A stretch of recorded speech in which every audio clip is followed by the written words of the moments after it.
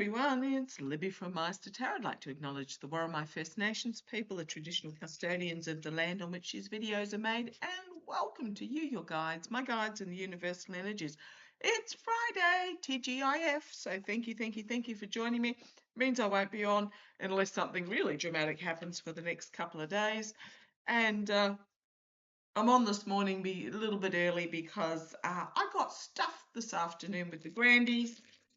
So I will catch up with the rest of Dr. Jennifer Lisa Vest's live later tonight. I shall plug it in and listen to, because often her lives will go for quite a period of time. Okay, what I want to have a look at in this particular reading was sent to me by one of my absolutely gorgeous viewers. You know who you are. And I'm having a little bit of a sciencey, spacey day today. There's nothing particularly that's interesting me down here on planet Earth. Apparently, yes, I've put it in my post section with the two appropriate links. Apparently, Mitchie is on, 5 different committees, including the Appropriations Committee, which allocates the spending to places like the Department of Defence, probably Homeland Security as well. And apparently, yes, committee members can vote by proxy. So that was just a bit of a follow-up from my reading yesterday on Mitchie. And yes, the word was prevaricate. So a lot of you picked that up. It's a word, old Middle English from the 1500s. And boy, oh boy, don't my guides have some interesting words. Okay, what I'm looking at, this is a bit of a sciencey one. It is about a blue pulsar that was formed 4,100 years ago. So it would have been visible to humans on Earth at that time, about 2000 BC. And pulsars form when a star explodes, goes supernova, and forms into a pulsar. So what am I looking at? I'm looking at the blue eye pulsar, found at the it is actually 10,000 light years away, so it would have actually exploded, 10,000 years ago plus 14,000 years ago, but it took 10,000 years for the light to actually reach Earth. Speaking of which, Voyager later this year in November is about to be exactly 1 light year away from Earth. So this particular pulsar blew up 14,000 years ago, took 10,000 years for the light to reach, so therefore it would have been visible on Earth about 2000 BCE, which humans were around then, before current era. BCE stands for now. And then what do they have? ACE or just in current era? I can't remember the other term. Used to be before Christ and after Christ, but now it's changed to before current era and after current era. So why am I looking at this particular blue eye pulsar? I don't know. I just thought it would be really interesting to have a look. So apparently what's happened with this pulsar, it was sending out a radio signal which then disappeared for a period of time, and it has now reappeared. Can happen when a pulsar strengthens or reorientates, or both, the magnetic field of the pulsar to trigger the radio emissions, or to trigger, to either start, decrease, go soft, etc.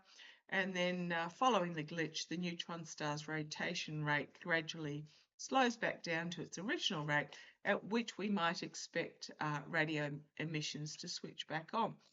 I don't know. Let's have a look at it. I have no idea where this reading's going to go. I'm going to use Tom Alcott's Sci-Fi Tarot, and then I'm going to use Rebecca Campbell's Work Your Light, because why not? What do we need to know about this blue eye pulsar? It's 10,000 light years away.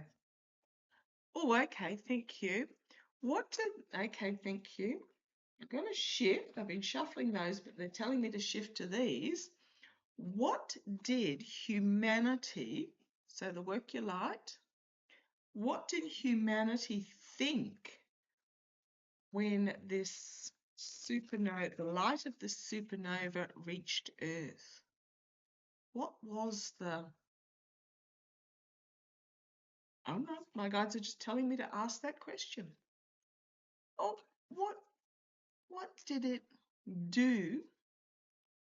What did the humans on Earth take from this exploding pulsar? I'm just going to do the 2 readings today because these are the only 2 that interest me today. What did the humans on Earth think? Come on down. Experience. What happened? Okay, Star Mother, the blue pulsar, and the Star Mother, the mother of the stars. Blue, very blue. It does say, how can you mother yourself? This might have resulted in some inward looking, but I'm just going to say that this was seen as a feminine energy, even though we now say blue is for boys, which is absolute rubbish. Yeah,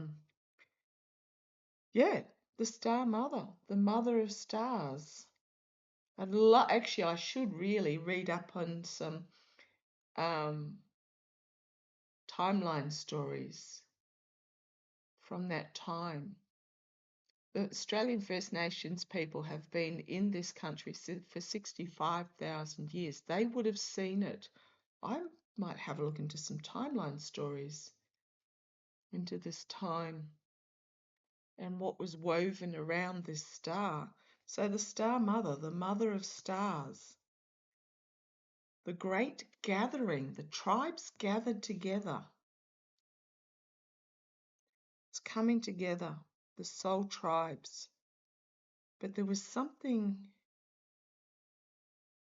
so it was seen as the birth of something new, a new mother, and that brought the tribes together. Okay, this is really cool. It does say don't dim to fit in, shine your light. But I'm drawn to the pyramid here with the Eye of Horus in it. So this was a time of awakening, a time of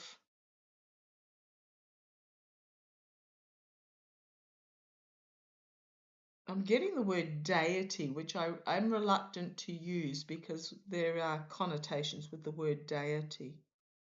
I'm getting the word deity. Okay. Don't know why I'm doing that spread. Let me do it like this. This was about a real feminine awakening, a deity. And trust the niggle. So don't dim to fit in, trust the niggle. Okay, thank you. Very much about something about this pulsar. Trust your instinct in regards to what the guides are telling you.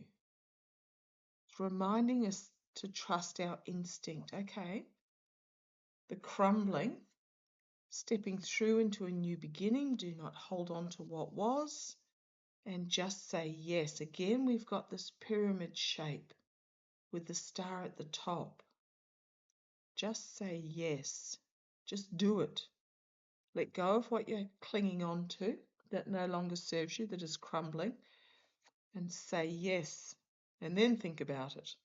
Share your voice. Come out of the cave, because we are in this birthing of a new age. Oh, I love this. Birthing new creations, birthing of a new age, dreaming the new world into being.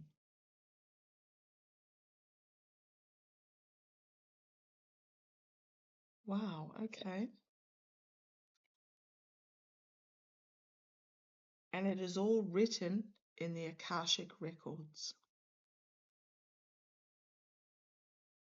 Okay, for those that have connections to the Akashic records, which I don't, absolutely, let me know. But we've got this the Star Mother. It's this information coming out is a symbol of whatever this was 4,000 years ago. The honouring of the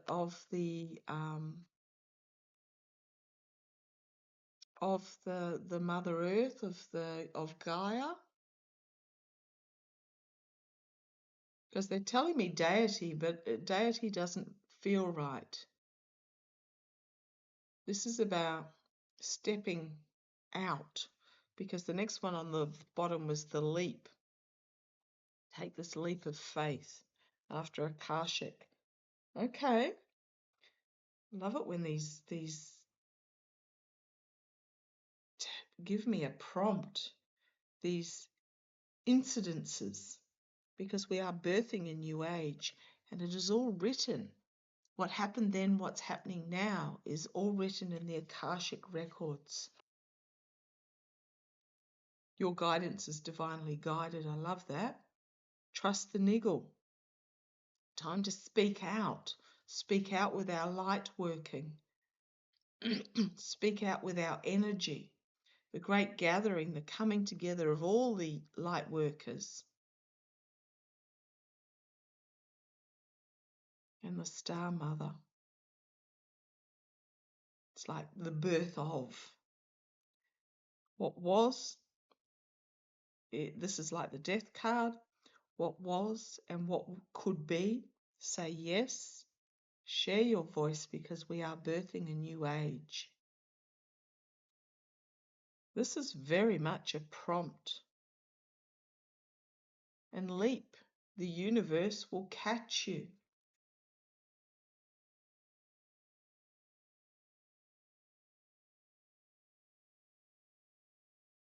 Oh, okay. This is very much a reminder. I thought this would be more sciencey, but this is very much a reminder. So I'm going to move to the Sci-Fi Tarot. What? So, okay, the message is we need to speak out. We need to not keep our gifts under a bushel. We are birthing a new age. This blue pulsar is a symbol of this new age. We also need to go back to listen to the stories of when it would have first been visible. So, okay, that's homework for me over the weekend. Was going to do taxes, but I'll do anything to avoid it. To go back and search out the oral history, the song lines, the stories of that time when the star went supernova, or it was visible from Earth. So it feels very significant, that time. I'm actually going to pause and see what happened in the world about 2100 BCE. Hang on a sec. Okay, this is going to sound wild, because this is a lot of what Hogarth is talking about in regards to the astrology of the time. So if I pop over here and I put in, what happened in the world in the 21st century BCE, there was the Epic of Gilgamesh was written in ancient Mesopotamia. The literal history of Gilgamesh begins with 5 Sumerian poems about Gilgamesh, the king of Urk, which some of which may date back to the 3rd dynasty of Ur. Now, the ziggurat of was built during those times. Oh man, I'm going to have to talk to Hoagie about this. The ziggurat of which is in Iraq, built during the early Bronze Age, and had crumbled into ruins by the 6th century BCE. This is really fascinating. The Minoan civilization in Crete was around at that stage as well, but I'm really feeling that it's to do with the ziggurat of and the Epic of Gilgamesh in the Sumerian language. 2 circles of blue stone that form the inner part of Stonehenge were erected at that time as well. Ah, because of the light from the pulsar. Oh, that's really interesting. Because there's been a lot of talk recently about finding out why Stonehenge was actually created. And that was at that time too. Okay. Wow. Okay. Now, the Epic of Gilgamesh, ancient Mesopotamia. Right, I'm just having a quick read. Goodness me, I should know this stuff, shouldn't it?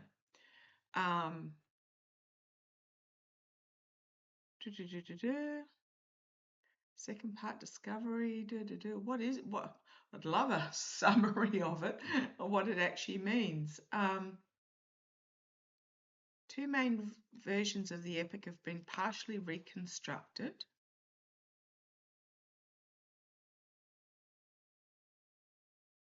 I'm going to have a read on this. Let me pause you again, and I'm going to read up on it. Hang on a sec. I think I need someone to interpret this for me. I'm reading from cliffnotes.com, the Epic of Gilgamesh, and apparently there's 7 books, and it is about a journey to the through into the gods, to the place of the gods, and then a return. Ferryman brings Gilgamesh home from his immortality life amongst the gods. Okay, this is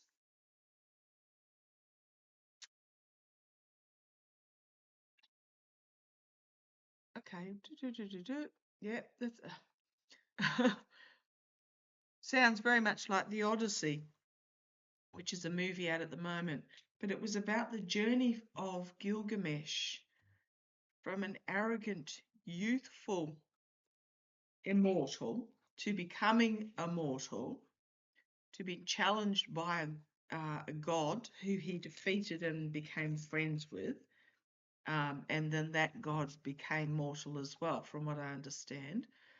And then that second mortal god passes away. Gilgamesh is devastated, travels to where the gods are, becomes immortal,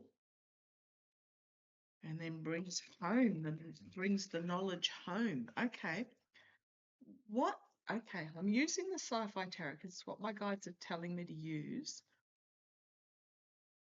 What is the human message we have to get from the Epic of Gilgamesh?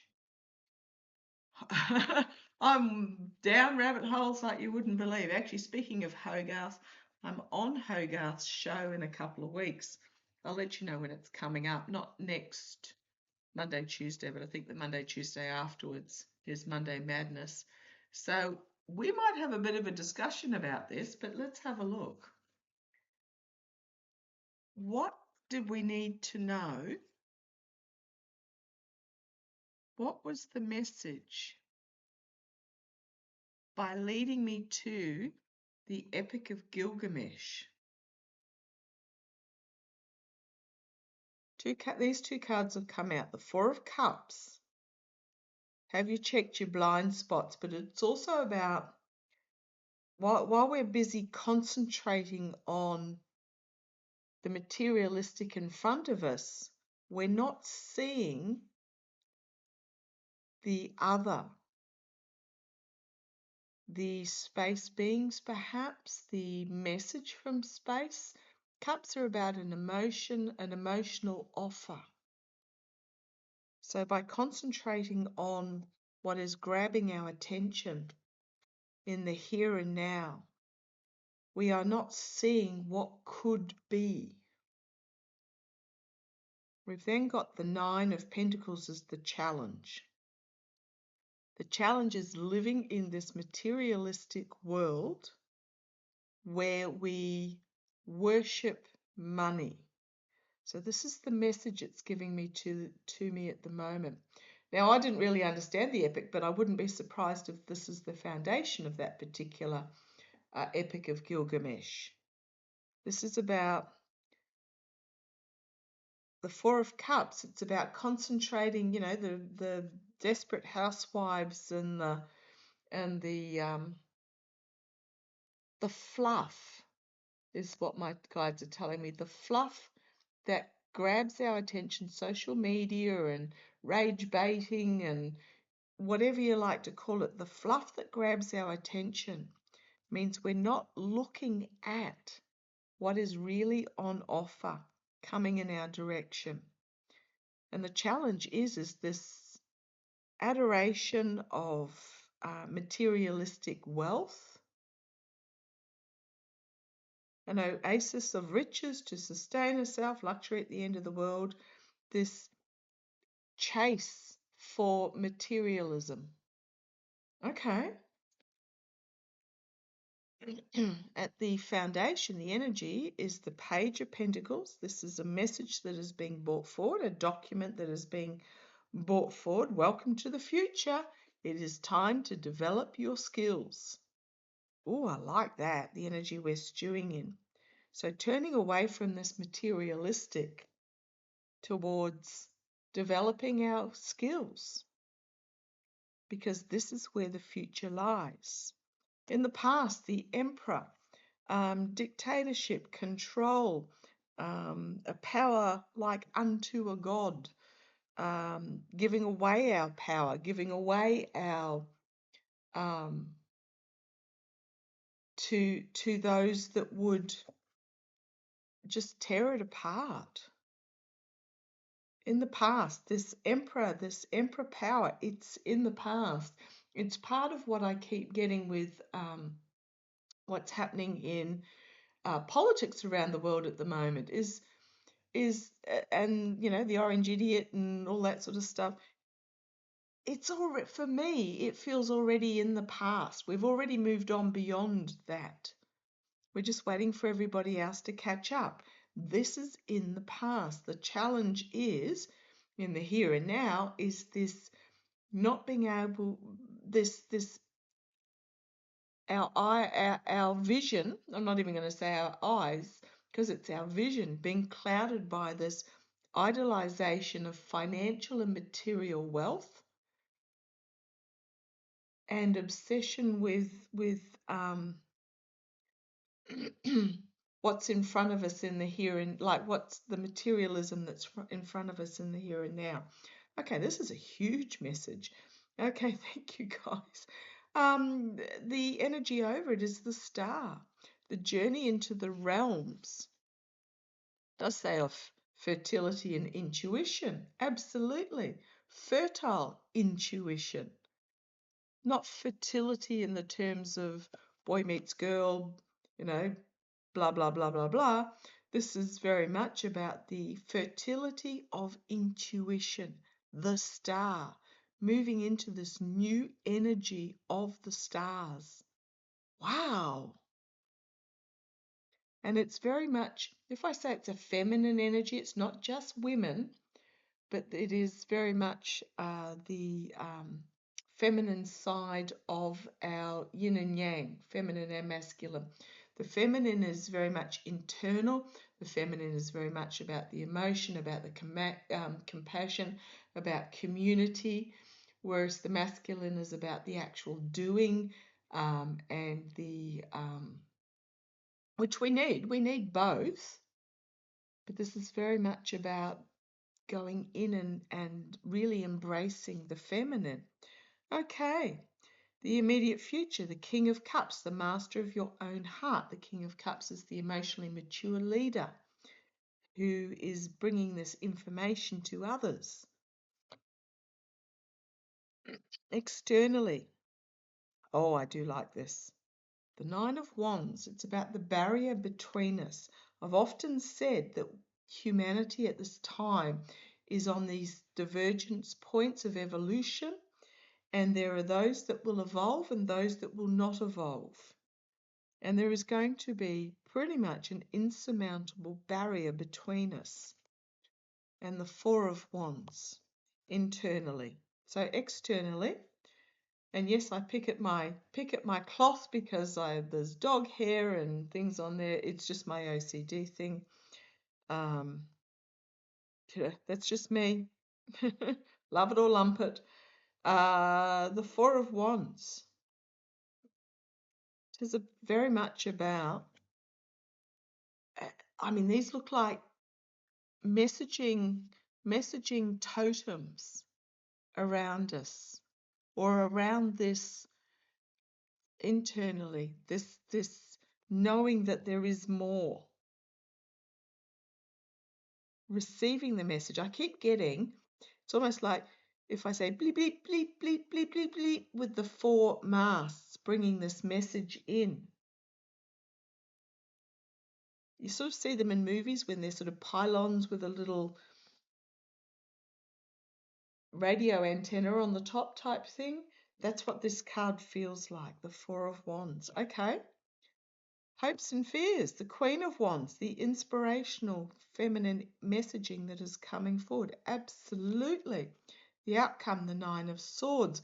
Yeah, it could be scary for those that are not stepped up into. If it's just looked at from an intellectual point of view, it can be scary, but it's not. We have the protection. We have, if you think to the traditional Rider-Waite-Smith deck, you have the quilted blanket over you. It is only in the mind. It is fear of the unknown. Thank you. It is the fear of the unknown. The Page of Cups, unexpected, coming forward, and then the Strength card.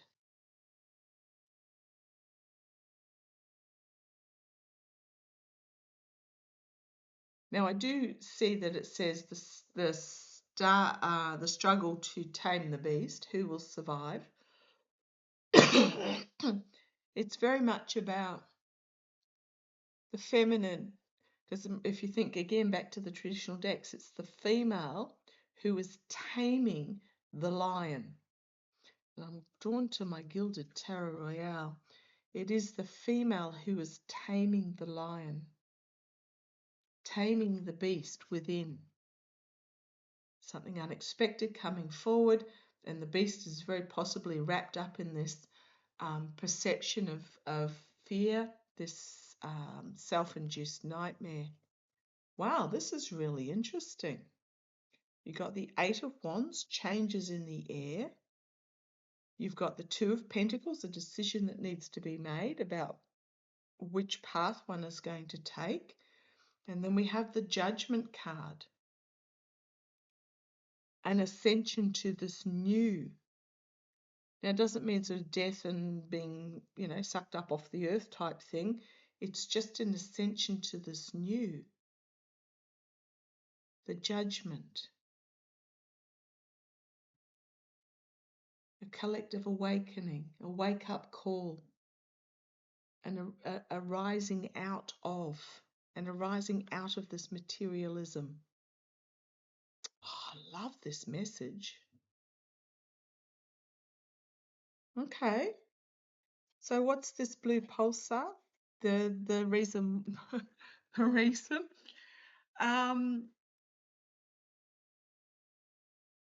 It is about taking us, and speaking of blue and spaceships,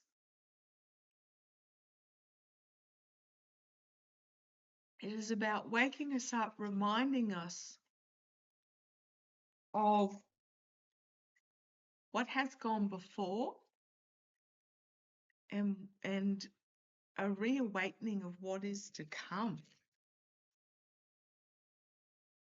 Wow. Okay.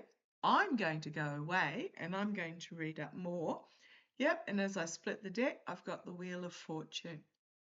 Change is coming, whether we like it or not. Change is the only constant. The wheel of fortune turning. Wow. Okay, I'm going to go and read up on some of my far distant history and see what the guides bring to me.